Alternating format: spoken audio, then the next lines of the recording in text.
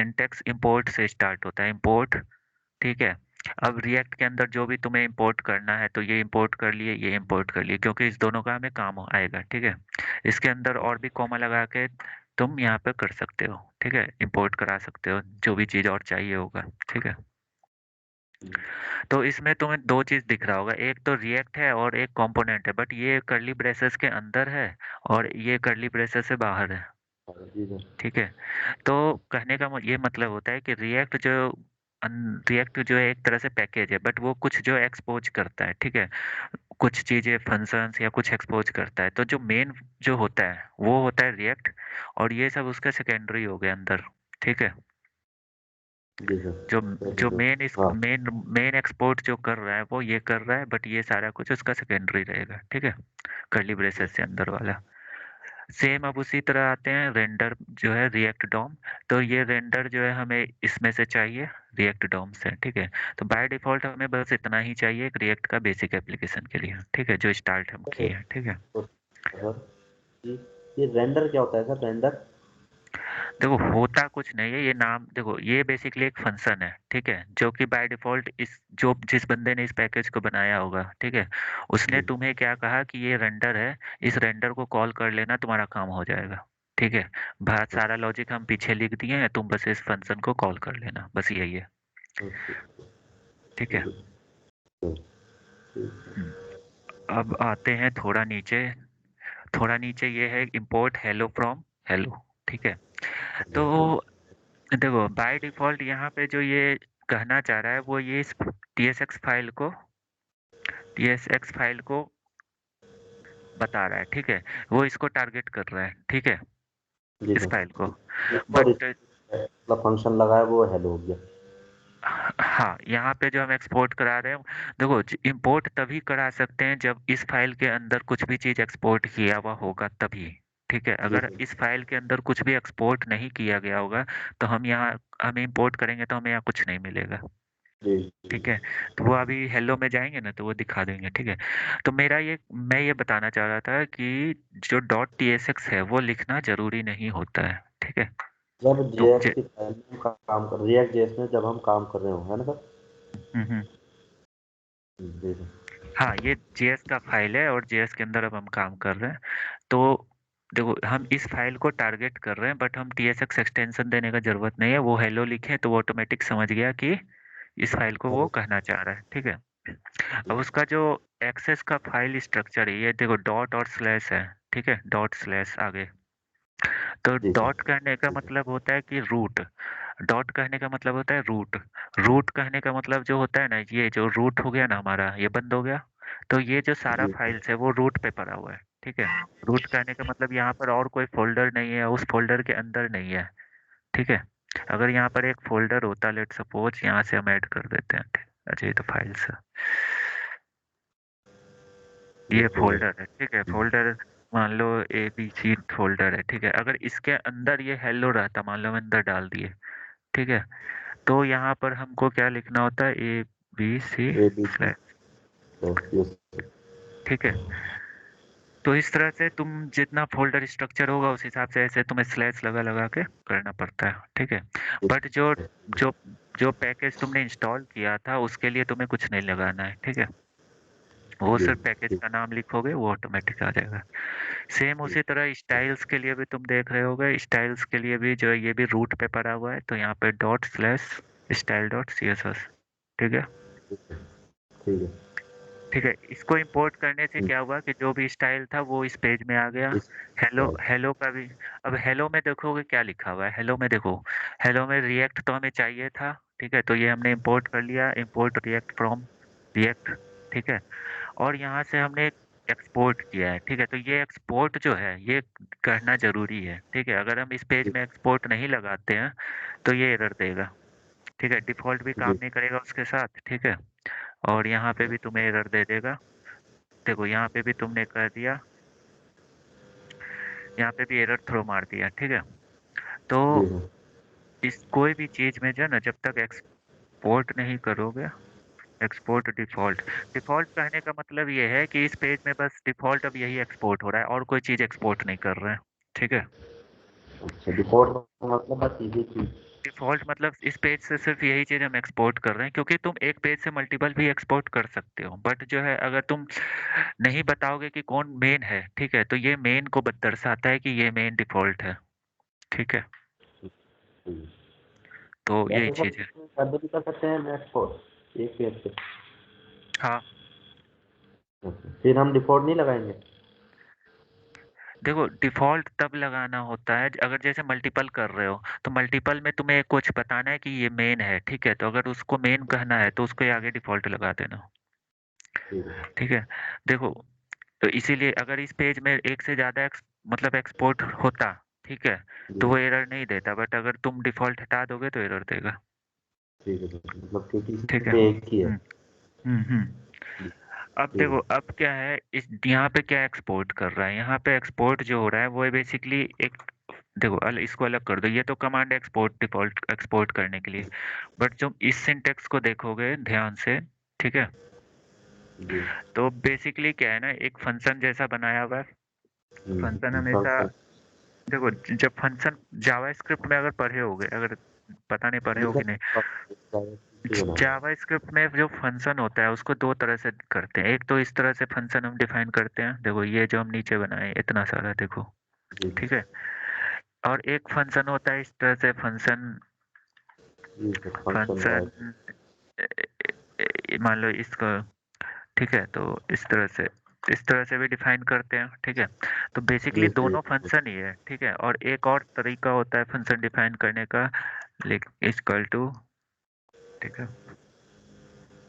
कुछ भी जो है फंक्शन,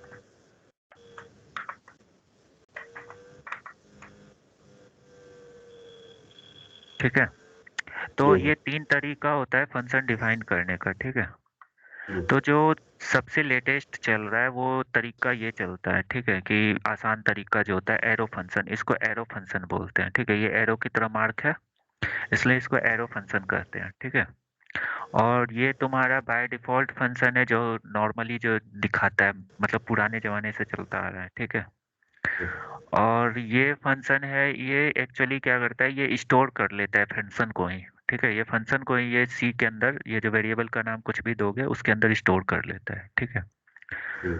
तो तो इसको एक्सेस करने के लिए ये सी को तुम्हें कॉल करना होगा, इसको एक्सेस करने के लिए इसको कॉल करना होगा। बट इसके ये जो है तुम्हारा एक तरह से एनोनिमस फंक्शन भी कहलाता है, ठीक है? एनोनिमस कहने का मतलब इसका कोई नाम नहीं है, ठीक है? इसको कोई नाम। जी। नहीं है, ठीक है? तो कहने का मतलब ये, तो ये फंक्शन जब पढ़े होगे जावास्क्रिप्ट में या नहीं पढ़े होगे तो तुम्हें जी सर, पढ़ा पता है। रहेगा, ठीक है? Animal function. ठीक है, तो यहाँ पे उसी तरह का सिंटेक्स लिखा हुआ है एक तरह से एरो फंक्शन का, ठीक है? ठीक है, यहाँ पर क्या किया है, ये फंक्शन है, ठीक है? अब फंक्शन के अंदर पैरामीटर भी पास होता है, ठीक है? तो ये जो यहाँ पे कर्ली ब्रेसेस के अंदर है ये पैरामीटर है, ठीक है? यहाँ पर कोमा लगा के तुम और भी पैरामीटर बढ़ा सकते हो अपना कुछ भी, ठीक है? जी। तो ये फंक्शन के अंदर का पैरामीटर है। और जो इस साइड का है, इस साइड में अगर तुम मल्टीपल लाइंस लिखते हो तो कर्ली ब्रेसेस जरूरी है, अगर कुछ सिंगल लाइन लिख रहे हो तो मतलब ऐसे ही नॉर्मल लिख सकते हो। जी सर, अगर ठीक है, मल्टीपल हाँ। लाइन लिखना है तो कर्ली ब्रेसेस देना तो जरूरी है, नहीं तो, जी सर, ठीक है। ठीक है? तो यहाँ पर हमने क्या लिखा है, एक HTML लिखा है H1 हेलो, और ये जो नेम है, ठीक है? ये नेम इसमें डेटा आएगा और यहाँ पर सेट हो जाएगा, ठीक है? तो हमने ये इसलिए इसको सेम नेम रखा है ताकि यहाँ पे हमें डेटा मिले तो यहाँ पे डेटा सेट हो जाए, ठीक है? और ये H1 टैग है हमारा क्लोजिंग है, ठीक है? जी। तो जो ये जो फॉर्मेट है लिखने का, क्योंकि तुम क्या कर रहे हो जावास्क्रिप्ट के अंदर, ठीक है? तुम जो है HTML लिख रहे हो, ठीक है? जावास्क्रिप्ट जी। पेज के अंदर HTML लिख रहे हो, तो इसी फॉर्मेट को हम कहते हैं JSX अच्छा। फॉर्मेट, जी सर। JavaScript XML. एक्चुअली अच्छा। में कहने का मतलब ये जो है तुम्हारा जावा HTML नहीं है, ये एक तरह से एक्सएमएल है, ठीक है? जी। जी। तो ये हो गया जावास्क्रिप्ट एक्सएमएल फॉर्मेट, ठीक है? तो उसको जी। हम JSX कहते हैं। बट अगर हम टाइपस्क्रिप्ट के साथ यूज कर रहे हैं तो ये कहला गया TSX, जी टाइपस्क्रिप्ट सर। एक्सएमएल, ठीक है? तो अभी हम जो कह रहे हैं उसको TSX कहेंगे क्योंकि हम टाइपस्क्रिप्ट फाइल के साथ यूज कर रहे हैं, ठीक है? जी। ठीक। ठीक है। सर अब ये जो है थोड़ा सा एक क्वेरी थी सर। हम्म। सर मैं ना ये इसमें ये फंक्शन अभी हमने लगाया है, इसमें हेलो के बाद हमें नेम क्यों लगाना पड़ा है सर? ये थोड़ा सा भूल गया मैं। वो उसी पे आ रहे थे अभी, उसी पे आ रहे हैं। जी जी ठीक है, देखो अगर मैं देखो फंक्शन बनाता हूँ एक, लेट सपोज फंक्शन जी सर, नॉर्मल फंक्शन, फंक्शन। हाँ कुछ भी ए बी सी बना दिए, ए बी फंक्शन, ठीक है। ठीक है, अब जी यहाँ पे मान लो ये, इसको ऐसे समझो, इसको ऐड का कोई फंक्शन बना दिए, इसमें हम दो पैरामीटर ले लिए एक्स वाई, ठीक है। और यहाँ पर जी हम एक वेरिएबल सी ले लिए, c equal to a plus b, ठीक है। जी सॉरी एक्स प्लस वाई होगा ना, एक्स प्लस वाई, ठीक है। और अब अगर रिटर्न कराना है, ठीक है, रिटर्न जी कराते हो RTURN, रिटर्न हम तब कराते हैं जब उसको रीयूज करना है, ठीक है। अगर किसी फंक्शन को, कोई एक जी ऐसा फंक्शन है जो कि हम ऐसा बना दिए हैं कि इनपुट देंगे आउटपुट निकल जाए, ठीक है, तो हम रिटर्न कराते हैं। अगर कोई हम ऐसा फंक्शन बनाए जो रिटर्न, मुझे आउटपुट उसमें नहीं चाहिए, हमें चाहिए कि यहीं पर प्रिंट करा दे कुछ, ठीक है, जी तो समझ तो वो गया। प्रिंट का कमांड यहाँ पे तुम लिख सकते हो, ठीक है। तो वो रिटर्न कराने का तुम्हें ज़रूरत नहीं होगा, ठीक है। जी जी तो इस केस में जो तुम फंक्शन देख रहे हो, इसमें हमने दो पैरामीटर दिया, ठीक है, और इस जी दो पैरामीटर को यहाँ पर यूज किया, ठीक है। तो जी सेम उसी तरह हमने यहाँ पर एक पैरामीटर लिया, ठीक है, और इस पैरामीटर को यहाँ पे यूज किया, तो नेम तो दोनों का सेम होना चाहिए, ठीक है, जैसे जी यहाँ पे है वैसे, ठीक है। अब आता है जो टर्म आता है, वो आता है डेटा बाइंडिंग का, ठीक है, रिएक्ट में डेटा कैसे बाइंड करते हैं, ठीक है। जी ये सर जी तुम्हें डेटा ये तुम्हें डेटा मिल गया, अब इसको हम बाइंड कैसे करेंगे, तो ठीक है। तो ये जो यहाँ पर कर्ली ब्रेसेस के अंदर लिखने का तरीका होता है कि अगर ये हटा देंगे, अगर मान लो नेम हटा दिए, कर्ली ब्रेसेस हटा देंगे, इसको कमेंट करो, ठीक है। तो यहाँ पर देखो ये नेम ही प्रिंट कर दिया सीधा, मतलब इसको वो वेरिएबल नहीं समझा, ठीक है। स्ट्रिंग समझ गया। जी बट इसको उसी तरह वेरिएबल समझाने के लिए हम क्या करते हैं कि ये एक तरह का वेरिएबल है, इसमें जो भी डेटा आ रहा होगा उसको प्रिंट करो, तो वो इसको प्रिंट किया। ये नेम को जो है, रिएक्ट जो है वो हम कहाँ से पास करा रहे हैं, जहाँ पे हम इस पेज को यूज करेंगे, ठीक है। ये एक तरह से समझो हमने एक फंक्शन बनाया, वो फंक्शन क्या करता है, हम इनपुट दिए, उससे भी अच्छा ना तुम इस तरह से समझ, क्या करते हैं, एक्स कोमा वाई ही कर देते हैं, ऐड कर देते हैं, हम लिख सकते हैं, तो समझ आएगा। X plus Y. तो अभी बाय डिफ़ॉल्ट एन इसलिए दिया है क्योंकि यहाँ पर हमने कोई भी चीज़ पास नहीं कराया है, ठीक है, नंबर में। तो ये जी जो प्रिंट आ रहा है नोट अ नंबर, ठीक है, डन। जावास्क्रिप्ट, हाँ जावास्क्रिप्ट में ये कहलाता है नोट अ नंबर, ठीक है। जी सर डन। तो कहने का मतलब हमने एक फंक्शन बना दिया, समझ लो, इसको हेलो के जगह तुम ऐड कर सकते हो, रीनेम कर दो इसको ऐड, ठीक है। हमने एक ऐड का फंक्शन बना दिया, कहने का मतलब, ठीक है, जी इसको भी हटा ही दो, ठीक है। हमने एक ऐड का फंक्शन बना दिया जिसमें हम दो पैरामीटर डालेंगे तो वो हमें प्रिंट करके देगा एक्स वाई जेड का रिजल्ट, ठीक है। जी सर। तो इस फंक्शन को हमने एक पेज में सेव कर दिया और एक्सपोर्ट करा दिया, ठीक है। अब हम जाएंगे जहाँ पे हमें यूज करना है, लेट सपोज हमें यहाँ यूज करना है, अब यहाँ पर ये है बाय डिफॉल्ट हेलो, ठीक है। इसे हम रीनेम कर लो, कुछ भी कर लो इसे, क्योंकि इसके अंदर फंक्शन ही सेव होगा, ठीक है। तो ये हमने कर लिया ऐड, ठीक है, जी ठीक है। अब ऐड, अब इस हेलो जहाँ यूज हो रहा था, यहाँ पे यूज हो रहा था, इसके जगह रिप्लेस कर दो ऐड, ठीक है। एक्स इक्वल टू, मान लो यहाँ पर नेम आ रहा है ना, नेम अभी हटा देते हैं, यहाँ पर एक्स डाल दो, वन डाल दो, वाई डाल दो, वाई, ठीक है, फिर डाल दो एक्स।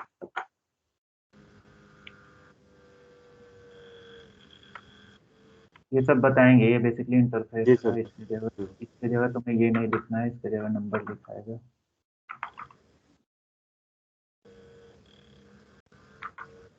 ये टाइप बताता है किस टाइप का डेटा है, ठीक है। जी अब बताया तुम्हारा सर। यहाँ पर स्टेट डॉट एक्स डालोगे, ठीक है, और y equal to this dot state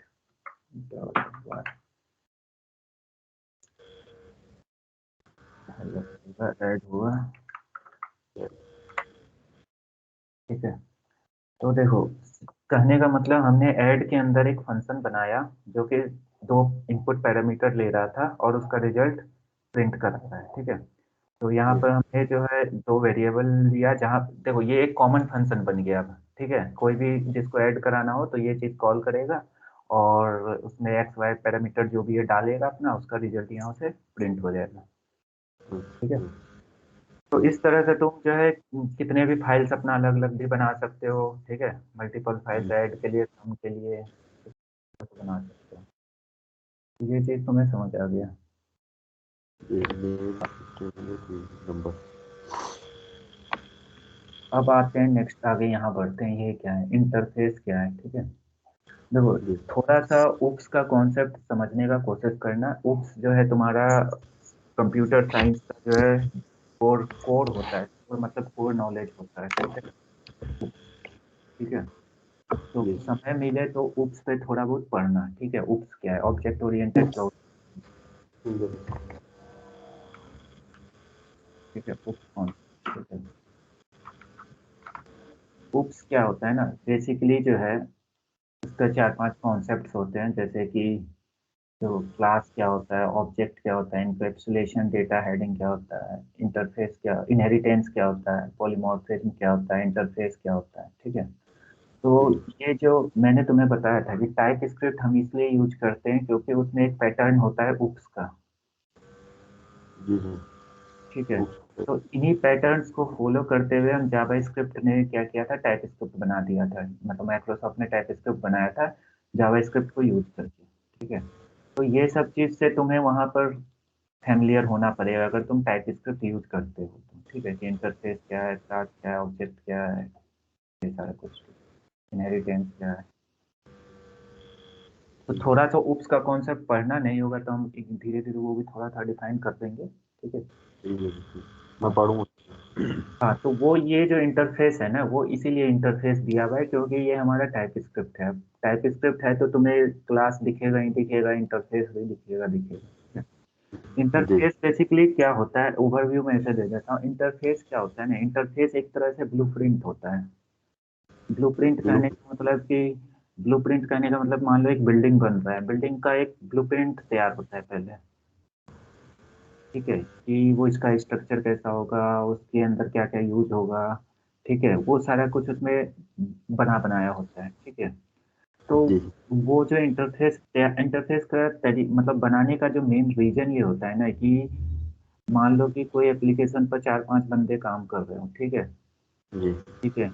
but अगर और मतलब उसको भी एग्जांपल छोड़ दो, पहले बिल्डिंग का एग्जांपल ले लेते हैं। मान लो एक बिल्डिंग तैयार हो रहा है बट उसका ब्लूप्रिंट है ही नहीं, और उस पे तुमने चार पांच मजदूर लगा दिए, वो क्या बनाएगा अपने मन से? कुछ भी कोई बना रहा है, कोई कुछ भी बनाना लग जाएगा, कोई कुछ भी बनाने लग जाएगा, जी सही बात। ठीक है। तुम्हारे पास कुछ ऐसा है ही नहीं कि वो पांचों मजदूर जो उसको फॉलो करें, ठीक है। तो सेम चीज वह वो भी यहीं पर होता है कि तुम जो एक एप्लीकेशन बना रहे हो बट उस एप्लीकेशन के अंदर जो है कोई ब्लूप्रिंट नहीं है, मतलब कि उसका स्ट्रक्चर क्या होगा। अगर मान लो पांच डेवलपर तुम्हारे साथ काम कर रहे हैं तो सब तो अपना अपना कुछ भी स्ट्रक्चर बनाने लग जाए, कोई कुछ भी कर सकता है, ठीक है। तो तुम बड़ी कंपनीज में अगर काम करोगे या बड़े एप्लीकेशन पे काम करोगे तो वहां पर क्या है ना, इंटरफेस जो है बना के सीनियर के पास ये लॉक करके अपने पास रख लेते हैं, ठीक है। जैसे उसने इंटरफेस बनाया और इस फाइल का एक्सेस तुम्हें नहीं देंगे, इंटरफेस तुम अलग भी बना के एक्सपोर्ट कर सकते हैं, एक्सपोर्ट इंपोर्ट, ठीक है। अच्छा तो वो इसलिए ऐसा करते हैं कि जो है, अगर तुम जैसे यहाँ पर अभी मैंने क्या किया था, अगर यहाँ पर मैं एक क्लास बनाया, मान लो एक डेवलपर क्लास बनाया, बट यहाँ पे उसने वाई डिफाइन ही नहीं किया, या मान लो वो अपना एक अलग वेरिएबल बनाना चाह रहा है, जेड, जेड में 7x ऐड करना चाह रहा है, ठीक है। तो जी वो कोड कभी चलेगा ही नहीं चलेगा क्योंकि वो एरर थ्रो करेगा, ठीक है। तो सिंपल सी बात है कि तुम्हें क्या है कि वाई फॉलो ही करना ही होगा, वाई ही यूज करना ही है, ठीक है। तो इस तरह से क्या होता है ना कि एक डेवलपर को ऊपर कमांड हो जाता है सीनियर का, ठीक है। कि वो जो जो सीनियर या जो भी प्रोजेक्ट का आर्किटेक्चर होता है वो उसने डिफाइन कर दिया, तो तुम्हें वही यूज करना है। तुम अपने हिसाब से कुछ भी एक्स्ट्रा नहीं कर सकते हो, कुछ एक्स्ट्रा वेरिएबल या कुछ क्रिएट नहीं कर सकते। मतलब ये सर उसने वाई मतलब वाई दिया है तो वाई में ही अपना मतलब नंबर हाँ ला सकता है, जेड में नहीं आ हाँ, सकता। जेड में या नहीं एक्स आ और वाई सकते। पे ही काम करना पड़ेगा। हाँ जेड। अब अगर ये है कि तुम्हें कुछ दिक्कत आ रहा है, सीनियर को बोलना पड़ेगा कि सर मुझे जो है, या फिर अगर मान लो तुम ही सीनियर हो या एप्लीकेशन पूरा तुम ही बना रहे हो, तो तुम्हें पता होगा कि मान लो यहाँ पर ये चाहिए ही चाहिए एक और वेरिएबल, तो तुम अपने सीनियर को बोलोगे तो वो अपना यहाँ ऐड कर देगा कि हाँ ऐड भाई कर। ठीक है हम ऐड कर देते हैं नंबर, अब तुम अपना यूज करो। ठीक है। बट अब जब तुम यूज करोगे तो वो सब जगह मतलब कि जितने बंदे इसको यूज कर रहे होंगे उसको भी ये जेड डिफाइन करना होगा, वरना उसको एरर देगा। जैसे अगर तुम यहाँ नहीं डिफाइन करोगे तो एरर रहेगा। तो जो जिसने जिसने नहीं भी यूज किया है उसको भी वहाँ पर कुछ ना कुछ ऐड करना पड़ेगा वहाँ पे। ठीक है। तो बेसिकली ये एक तरह से जो है तुम्हारा स्ट्रक्चर बना देता है, ताकि जो है कोई भी गलती ना हो तुम्हें से आगे से, कि मल्टीपल मेंटेन करना भी आसान हो जाता है। ठीक है। कल को मान लो कि कुछ रीनेम करना है, तो यहाँ पर जैसे तुमने टिक कर दिया तो ऑटोमेटिक तुम्हें पता चल गया कि यहाँ पर मुझे रीनेम करना है। अच्छा अच्छा। जी जी। ठीक है। हम्म। इस तरह से बहुत चीज़ आसान हो जाती है, वरना क्या होता है कि मिसमैच हो जाता है, डिफिकल्टी बहुत, मतलब छोटा एप्लीकेशन तो सही होता है कि हाँ 2-4 पेज का है तो बन गया, कोई भी कर लेता है। बड़ी एप्लीकेशन में दिक्कत आ जाता है। ठीक है। तो इंटरफेस समझ आ गया। इंटरफेस वही है, एक इंटरफेस हमने बनाया है प्रॉप्स के लिए। ठीक है। प्रॉप्स बता देंगे क्या होगा। ठीक है। और एक इंटरफेस हमने बनाया है स्टेट के लिए, इसका नाम दे दिए ऐप स्टेट और इसका नाम दे दिए ऐप प्रॉप्स। ठीक है। अब ऐप, देखो रिएक्ट में दो चीज सबसे इंपॉर्टेंट है जो कि डेटा हैंडलिंग के लिए काम आता है, वो होता है प्रॉप्स, स्टेट। ठीक है। Yes sir. प्रोसेस। हाँ, प्रॉप्स और स्टेट, प्रॉप्स और स्टेट में डिफरेंस पूछा जाता है इंटरव्यू में। ठीक है। ठीक है। सर समझ गए। प्रॉप्स एक मतलब एक तरह का पैरामीटर है जो हम्म, एक कंपोनेंट से दूसरे कंपोनेंट में भेजने के लिए काम आता है शायद इस तरीके से। सही है सही है सही है। जी। तो इसी प्रॉप्स और इसी स्टेट का हमने यहाँ पर इंटरफेस क्रिएट किया था। ठीक है। मतलब कि अगर कोई भी कंपोनेंट हम बना रहे हैं, अगर हमको इस तरह का ही प्रॉप्स यूज करना है, तो हम सीधा जो इंटरफेस का नाम पास कर दिए। ठीक है। तो ये कंपोनेंट कहाँ से आ रहा है, ये जो रिएक्ट का है। ठीक है।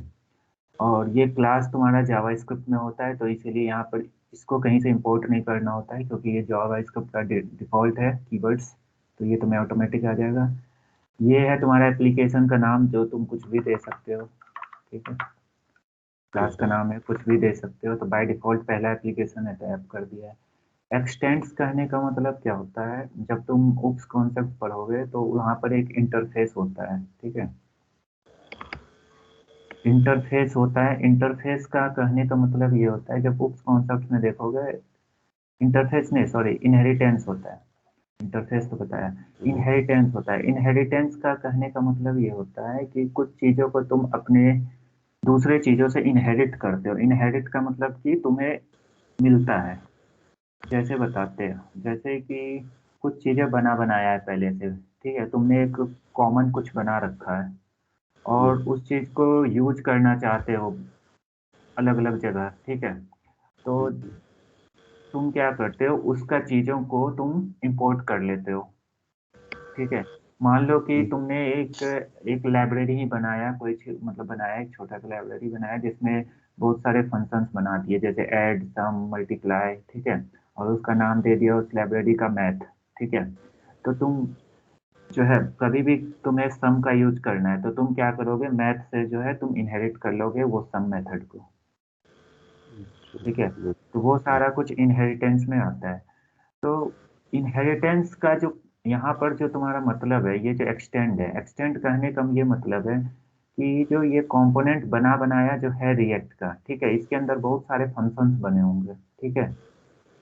जी। जिस फंक्शन को, जिस फंक्शन के अंदर का चीज को, ठीक है, अंदर का चीज को इस क्लास ऐप के अंदर तुम जो है इंपोर्ट कर रहे हो। मतलब इस कंपोनेंट के अंदर कुछ भी फंक्शन ऐसा होगा जो तुम्हें चाहिए, उस चीजों को तुम क्या कर रहे हो, तुम एक अपना क्लास बनाए और उसके ऐप नाम का क्लास बनाए और उसमें वो सारा चीज जो इसमें था वो इंपोर्ट कर लिए। इम्पोर्ट करना। ठीक है। तो अब तुम्हारे इस ऐप में इसका सारा जो गुण होता है, वो सारा जो बिहेवियर होगा, वो सारा जो भी फंक्शन होगा, सब इसके अंदर आ गया। ठीक है। तो वो सारा चीज तो तुम्हें मिल ही गया, प्लस अब तुम इसके अंदर और जो अपना हिसाब से करना है वो कर सकते हो। तो कहने का मतलब कि ये कोई भी यूज कर लिया और अपना उसके ऊपर जो भी अपने एड ऑन्स करना है वो एड ऑन्स करते रहेगा। हम्म, ठीक ठीक है। है। अब इस कंपोनेंट के अंदर जो पैरामीटर ले रहा है, इसमें दो पैरामीटर लेता है, ठीक है। एक जो पैरामीटर ले रहा है तुम्हारा प्रॉप्स, और एक जो है तुम्हारा स्टेट ले रहा है, ठीक है। ये और चीज देखो, यहाँ पर ऊपर दिखा भी रहा है, प्रॉप्स पी से तुम्हारा नोटिफाई कर रहा है, एस से कर रहा है, और डबल एस मतलब कुछ भी एनी टाइप का है। एनी टाइप कहने का मतलब कोई भी टाइप वो एक्सेप्ट कर सकता है। जी ठीक है, एनी टाइप मतलब कोई भी टाइप एक्सेप्ट कर सकता है, ठीक है। तो ये ऐप प्रॉप्स जो था हमने बनाया था वो ये यहाँ पर डिफाइन कर दिया, ये ऐप स्टेट जो इंटरफेस बनाया था वो यहाँ पे डिफाइन, ठीक है। ठीक है।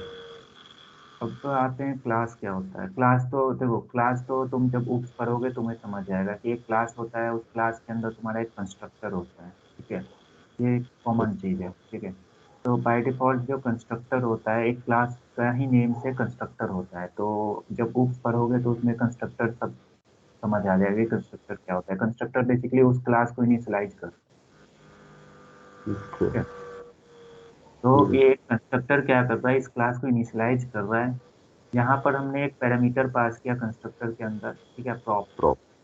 जी सर।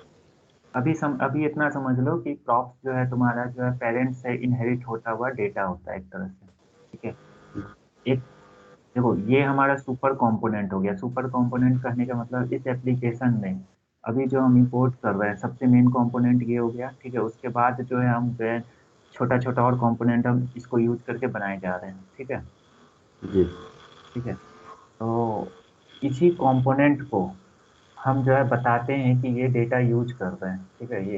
ये डेटा, तो ये जो सुपर होता है, सुपर, ये उप्स पढ़ोगे तो समझ आएगा, ठीक है। सुपर जी। बेसिकली क्या होता है, सुपर बेसिकली क्या होता है, ये डेटा को, सुपर मतलब जो तुम्हारा ये सुपर है, सुपर कहने का मतलब जिसको इनहेरिट कर रहे हो, ठीक है। जी कंपनी। तो हाँ। हम इसको इनहेरिट कर रहे हैं, उसको डेटा पहुंचाता है, हम डेटा पहुंचा रहे हैं, ठीक है। जी। कहने का मतलब कि ये एक क्लास होगा, ठीक है। जब तुम ऊपर देख रहे हो तो ये एक क्लास है, दिखा रहा है क्लास कंपोनेंट, ठीक है। मतलब जी ये क्लास। भी एक, ये भी एक क्लास है। अगर कोई भी एक क्लास होगा तो उसका भी एक कंस्ट्रक्टर होगा, जी। ठीक है। तो इसका अपना कंस्ट्रक्टर होगा इसका, और जो हम जो क्लास ऐप बना रहे हैं ये तो हमारा कंस्ट्रक्टर हुआ, ये तो हमारा हम्म। कंस्ट्रक्टर हुआ। बट हम्म, इसका कंस्ट्रक्टर को कॉल करने का जो तरीका होता है वो है ये, ठीक है। हम सुपर। यहाँ पर, हाँ, सुपर, सुपर कहने का मतलब हम अपने सुपर सीनियर को कॉल कर रहे हैं, इनिशियलाइज कर रहे हैं, ठीक है। और जी। इनिशियलाइज कर रहे हैं, और जैसे हम कंस्ट्रक्टर को डेटा दिए हैं उसी तरह हम ये डेटा उसको भी दे देते हैं, ठीक है। ठीक है। तो वो ये जो क्लास होता है वो इनिशियलाइज हो जाता है, और ये जो कंस्ट्रक्टर किया वो इसको इनिशियलाइज करता है, ठीक है। तो कहीं भी पूछेगा कि इनहेरिटेंस का जो करते हैं तो उसके जो पेरेंट कंपोनेंट होते हैं उसको इनिशियलाइज करने का क्या तरीका होता है, तो उसके लिए यही होता है कि हम क्या करते हैं, सुपर क्लॉक, ये एक तरह से एक वेरिएबल है, ठीक है, जी। फंक्शन वेरिएबल, उसको कॉल करते हैं। ये क्या करता है, अपने सीनियर कंपोनेंट जो भी इनहेरिट कर रहे हैं जिसको, उसका जो भी कंस्ट्रक्टर होगा उसको इनिशियलाइज कर देता है, ठीक जी है। सर ठीक। हाँ। अब आते हैं थोड़ा नीचे, दिस डॉट स्टेट। अब जो चीज एक क्लास में होता है, देखो इसमें यहाँ पर भी सारा कॉन्सेप्ट थोड़ा सा उप्स का ही है, ठीक है। तो एक जी। क्लास जो होता है, क्लास क्लास जो होता है एक तरह से ऑब्जेक्ट होता है, ठीक है। क्लास एक तरह जी से ऑब्जेक्ट होता है, उसका जो रिटर्न होता है वो एक ऑब्जेक्ट रिटर्न हो रहा होता है, ठीक है। तो उस ऑब्जेक्ट का चीज को एक्सेस करना अगर होता है इंटरनली, मतलब ये हम इस क्लास का कुछ भी चीज को इंटरनली एक्सेस करना चाहते हैं तो उसके लिए हम दिस कीवर्ड करते हैं। दिस दिस मतलब कि हम इसी कंपोनेंट का चीज को यूज करना चाह रहे हैं। तो हाँ ये दिस मतलब तुम्हारा, ये दिस के दिस अंदर डॉट। तुम्हारा, हाँ, ये दिस के अंदर तुम्हारा वो सारा चीज होगा जो इस क्लास के अंदर तुम डिफाइन करोगे, या जो भी चीज होगा वो सब कुछ इस दिस के अंदर, मतलब दिस एक मेमोरी हो गया तुम्हारा, समझो उसी के अंदर वो क्लास का सारा चीज डिफाइन होता है, तो उसी को डॉट लगा के तुम एक्सेस करोगे। ठीक है। हम्म, अब है दिस डॉट स्टेट, ठीक है। तो जो तुमने ये कंपोनेंट बनाया, ठीक है, इस कंपोनेंट में, ठीक है, बाय डिफॉल्ट जो बना हुआ था ये क्लास पहले का, ठीक है, उसमें वो सब चीज़ डिफाइन था। ये स्टेट जो है तुम्हारा उसी के अंदर डिफाइन है, ठीक है, इसके अंदर डिफाइन था। तो ये चीज़ इसे मिल गया और ये चीज़ तुम यहाँ से एक्सेस कर लिए, अच्छा, ठीक है। State component. मतलब स्टेट वेरिएबल इसके अंदर डिफाइन होगा, ठीक है, अगर हम्म। तुम डिफाइन होगा तो देखो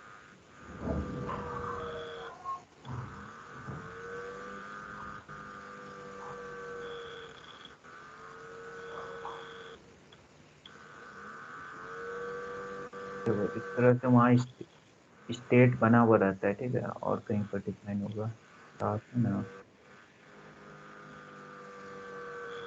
देखो ये सुपर क्लास के अंदर आ गए हम, ठीक है, ये इंटरफेस जो ये पेज है ना तुम्हारा, जी जी। ये पर डिफाइन कर रहा है। तो इसी के अंदर तुम्हें एक स्टेट भी मिलेगा, यहाँ रहा, ये रहा स्टेट, ठीक है, ये स्टेट यहाँ डिफाइन है, ठीक है, इसी को अच्छा हम अच्छा, एक्सेस कर रहे हैं, इसी को हम एक्सेस करना चाह रहे हैं वहाँ पर, ठीक है। ठीक है सर, ठीक है। अब इसके अंदर तुम्हें देखो और भी चीज़ होगा, ये है स्टैटिक कंस्ट्रक्ट टाइप, इसका कभी यूज नहीं है तुम्हें, ठीक है। रेंडर होगा, ये रेंडर यूज हो रहा है, आगे दिखाएंगे वहाँ पे, ठीक। और ये प्रॉप्स, हाँ, रीड ओनली प्रॉप्स। तो मैंने बताया था कि दो चीज़ इंपॉर्टेंट होता है, प्रॉप्स और स्टेट, ठीक है, ये स्टेट। और ये स्टेट। और कोई भी क्लास के अंदर जो प्रॉप्स होता है वो हमेशा रीड ओनली होता है। रीड ओनली कहने का मतलब कि जो भी चीज़ तुम्हें दूसरे कंपोनेंट से मिलता है, ठीक है, उस चीज़ को तुम कभी चेंज नहीं कर सकते हो, मॉडिफाई नहीं कर सकते हो, ठीक है। जो जी चीज़ सर। मिल रहा है एज इट इज उसे ही दिखाना होता है, ठीक है, उसे जी तुम जी। चेंज नहीं कर सकते। बट जो तुम स्टेट के अंदर जो तुम चीज़ रखते हो या डिफाइन करते हो वो तुम्हारा खुद का होता है क्लास के अंदर का, तो उसको तुम जो है कभी भी चेंज कर सकते हो, अपडेट कर सकते हो, अच्छा। ठीक है। तो मेन डिफरेंस ये होता है, इसलिए तुम यहाँ पर देख रहे होगे इसके आगे कुछ नहीं लिखा हुआ है, ठीक है, बट इसके आगे ये लिखा हुआ है रीड ओनली। कहने का मतलब है कि इस प्रॉप्स का चीज जो है read only, right on, right चीज इसमें अवेलेबल, मतलब एक्सेस होगा ही नहीं राइट करने का कुछ भी चीज, तो ये सब रीड ठीक। ऑन, ठीक है। अब देखो ये सेट स्टेट भी बताएंगे क्या होता है, बहुत सारा चीज होता है। कंस्ट्रक्टर तो समझ आ गया, कंस्ट्रक्टर प्रॉप्स हो गया, ये सारा चीज।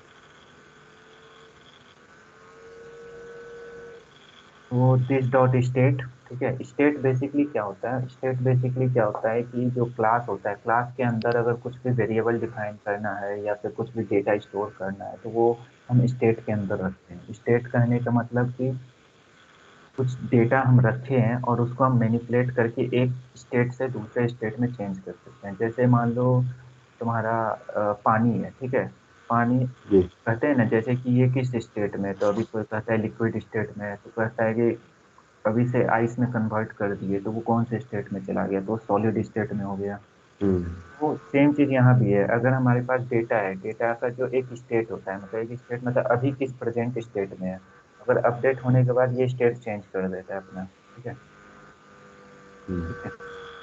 तो इसीलिए इसीलिए इसका नाम पे स्टेट रखा गया है, ठीक है। जी सर।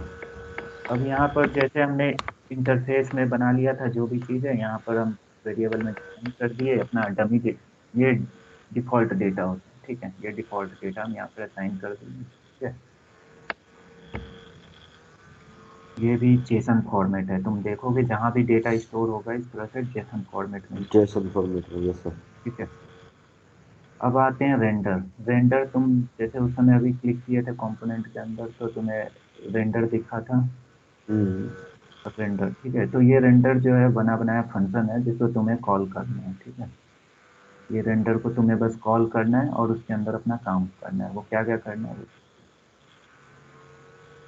देखो, कोई भी क्लास बनाते हैं तो उसके अंदर रेंडर कराना जरूरी है। रेंडर का क्या करता है, रेंडर कहने का मतलब कि इसको रेंडरिंग कर रहे हैं, मतलब इसके अंदर जो भी चीज़ तुम डिफाइन करोगे वो HTML में जाके रेंडर हो जाएगा। रेंडर में कहने का मतलब वहां जाके ऐड हो जाएगा और डिस्प्ले हो जाएगा, ठीक है। ठीक है। हम्म। रेंडर का जो सिंटेक्स है फंक्शन के अंदर का वो ये सिंटेक्स है, कर्ली ब्रेसेस से ओपन होगा, यहाँ पर तुम एक लिखोगे रिटर्न हो रहा है, क्योंकि मैंने बताया था एक फंक्शन अगर होता है तो ये तो फंक्शन है बट हम कुछ हम्म। चीज़ें रिटर्न कराते हैं, तो ये रिटर्न कीवर्ड वही है, ठीक है। रिटर्न के और बाद। हाँ, और यहाँ से यहाँ तक जो तुम लिख रहे हो ये JSX फॉर्मेट है तुम्हारा, ठीक है, जी जो सर। कि XML टाइप फॉर्मेट है लेकिन HTML होता है।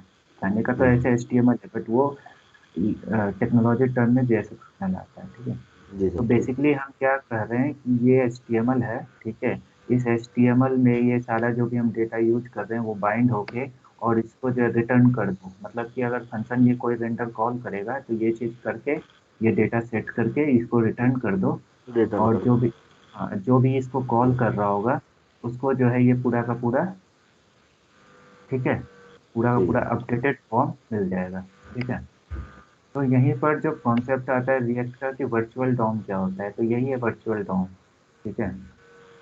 जो भी चीज हम डिफाइन कर रहे हैं ना इस तरह से, ये सारे वर्चुअल डॉम है। मतलब एक जो HTML पेज में जो डॉम था ये तो मेन डॉम हुआ, ठीक है। जी ये, सर।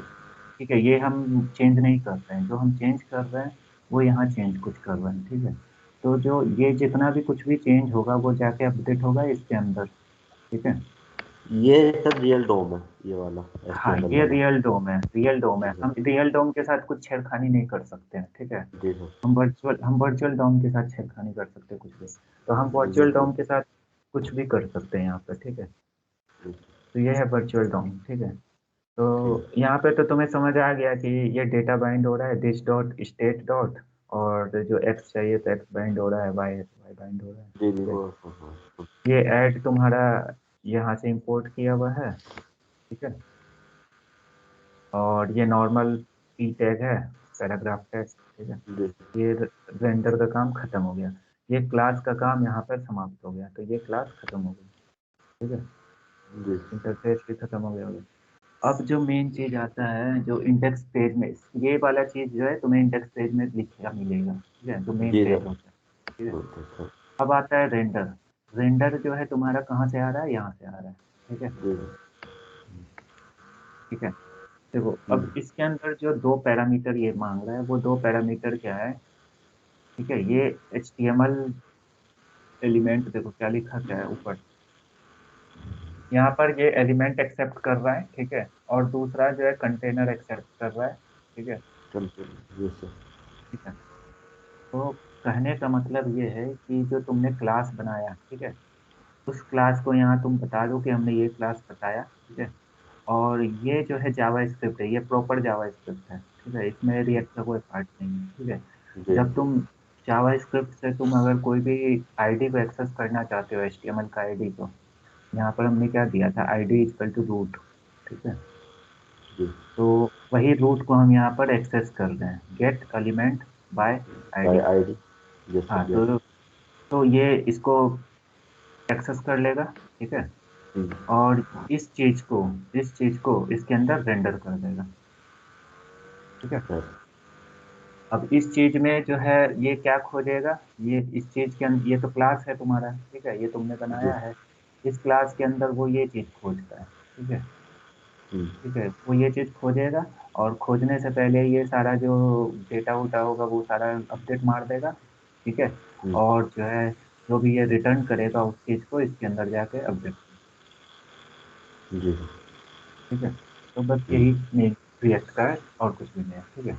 अब ठीक। अब आती है कि रिएक्ट में इससे ज्यादा वैसे है कुछ नहीं, ठीक है। बट अब जो मेन आता है कि एप्लीकेशन जब बड़ा होते जाता है तो उसमें लॉजिक कैसे लगाते हैं, राउटिंग कैसे होता है, बहुत कुछ होता है। तो वो सारा चीज मतलब कि सीखने वाली चीज नहीं होती है कि तुम ट्यूटोरियल में बैठ के सीखोगे तो ही समझ आएगा, ऐसा कुछ नहीं है।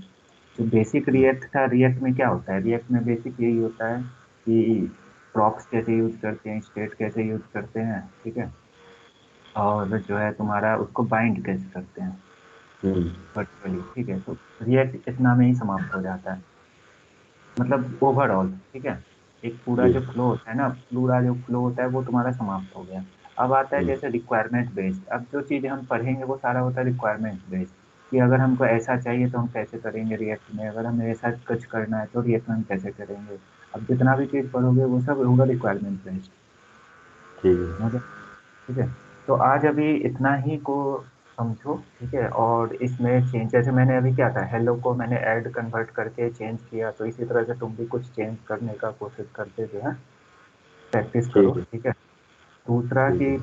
दूसरा देखो, जो डिपेंडेंसीज तुमने ऐड किया था ना यहाँ पे, जो बाय डिफॉल्ट ऐड हुआ था पैकेज जेसन में, ठीक है। तो रन टाइम में अगर तुम्हें कुछ भी ऐड करना है और भी यहाँ पे, तो यहाँ पे तुम पैकेज नेम सर्च कर सकते हो, ठीक है। कुछ भी चीज़ अगर हो तो, जैसे हमको कैलेंडर यूज करना है मान लो रिएक्ट में, ठीक है। ठीक है, तो इस टाइप से अगर कैलेंडर का कुछ भी होगा पैकेज बनाया है, ठीक है, तो यहाँ से तुम्हें डायरेक्ट CMJS पे सर्च करो,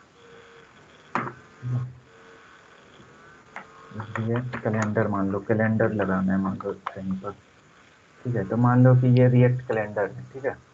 जी। तो इसका कमांड तो बाय डिफॉल्ट ये है, अगर हम ऑफलाइन वर्जन यूज करते हैं तो वहाँ पर ये कमांड चला देते हैं npm react कैलेंडर, तो इस तरह का अपने जो है थीम मिल जाता है, तो हम उसको यूज कर सकते थे। बट अगर यहाँ पे ऑनलाइन वर्जन में ऐड करना है तो यहाँ पर तुम्हें वो चीज़ लिखना होगा, सिर्फ जो पैकेज का नाम है, रिएक्ट कैलेंडर। तो यहाँ पर लिख दोगे रिएक्ट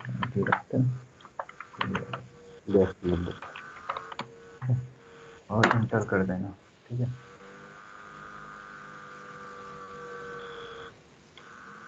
और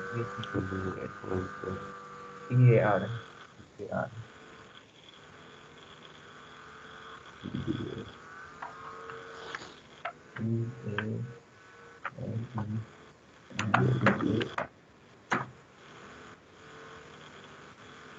देखो ऐड हो गया, 3.5.0 वर्जन जो है तुम्हारा इस एप्लीकेशन में ऐड हो गया। यहाँ भी देखो अपडेट हो गया होगा, ये देखो अपडेट हो गया, ठीक है। और 3.5.0 देखो यहाँ पे भी वर्जन देखो, ये वर्जन का लेटेस्ट वर्जन जो होता है वो अपडेट हो गया यहाँ पे, ठीक है। तो इस तरह से तुम भी कभी भी रिक्वायरमेंट, तो कोई भी चीज़ रिक्वायरमेंट होगा इस तरह से हम यहाँ ऐड कर सकते हैं, डिलीट करना हो यहाँ। तो इतना करो, ठीक है। फिर कल जो है तुम्हें आगे बताएंगे, ठीक है। आगे में क्या बताएंगे, आगे में अभी यही चलेगा, बट जो तुम्हारा स्टेट है और प्रॉप्स है, ठीक है, इसको बताएंगे कि कैसे एडिट। अभी तो क्या था कि हमने सिर्फ दिखा दिया, कुछ भी चीज बटन क्लिक पे जो है उसको चेंज नहीं किया स्टेट को, वो सब चीज कल दिखाएंगे, ठीक है। ठीक है। चलो। ओके। ठीक है सर। हम्म, ठीक है सर, और कोई क्वेरी होगी तो मैं पूछ लूँगा। हाँ ठीक है, ओके। Thank you.